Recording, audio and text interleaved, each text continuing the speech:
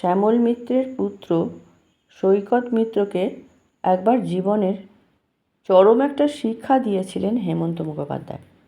ছোট থেকেই গানের পরিমণ্ডলে বড় হয়ে ওঠেন সৈকত মিত্র। তাঁর বাড়িতে নিয়মিত আসতেন দিকপাল শিল্পীরা। সেই পরিবেশেই তৈরি হতো বহু কালজয়ী গান।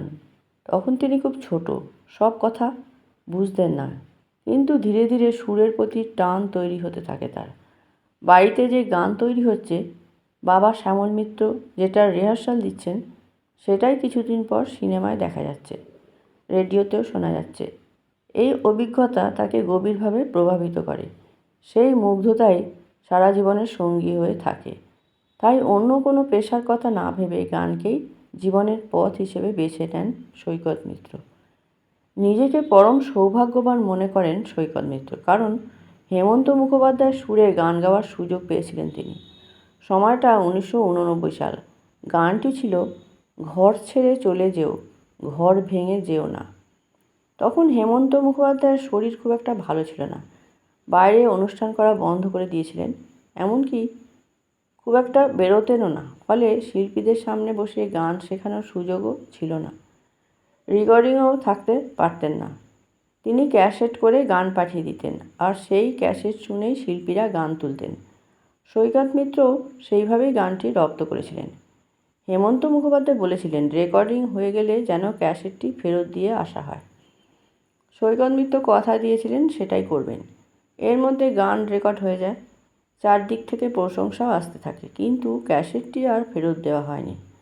তিনি ভেবেছিলেন কারো হাতে পাঠাবেন না, নিজে গিয়ে প্রণাম করে রেকর্ডিংটা তার হাতে তুলে দেবেন এবং সেদিনই ক্যাসেটটিও ফেরত দেবেন। কিন্তু আজ নয় কাল নয় করতে করতে আর যাওয়া হয়ে ওঠে না। এর মধ্যেই একদিন রবীন্দ্র সদনে একটি অনুষ্ঠান ছিল। সৈকত মিত্র গ্রিন রুম থেকে বেরোচ্ছিলেন, হঠাৎ দেখলেন হেমন্ত মুখোপাধ্যায় ঢুকছেন। তিনি প্রণাম করতেই হেমন্ত মুখোপাধ্যায় কাঁধে হাত রেখে বললেন, কথা দিয়ে কথা রাখো না, এটা তো ভালো নয়। প্রথমে কিছুই বুঝতে পারেননি সৈকত মিত্র। পরে হেমন্ত মুখোপাধ্যায় নিজেই মনে করিয়ে দেন ক্যাসেট ফেরত দেওয়ার কথা ছিল। মুহূর্তেই লজ্জায় পড়ে যান সৈকত মিত্র।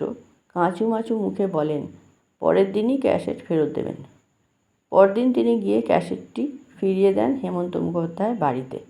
তখন হেমন্তবাবু বলেন, কাল আমার কথায় কিছু মনে করনি তো?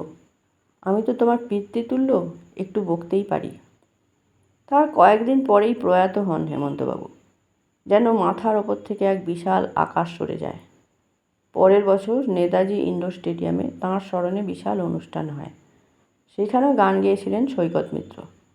কোরাসে গলা মিলিয়েছিলেন সলিল চৌধুরী, শিবাজী চট্টোপাধ্যায় এবং কল্যাণ সেন বরাট। অনেক বছর পেরিয়ে গেলেও আজও সেই দিনের কথা বারবার মনে পড়ে যায় সৈকত মিত্রের। মনে পড়ে সেই কিংবদন্তি মানুষটির কথা। সেই থেকেই তিনি চেষ্টা করে চলেছেন কথা দিয়ে কথা রাখতে। শুধু গান নয়, জীবনের এক অমূল্য শিক্ষা দিয়ে গিয়েছিলেন হেমন্ত মুখার্জি।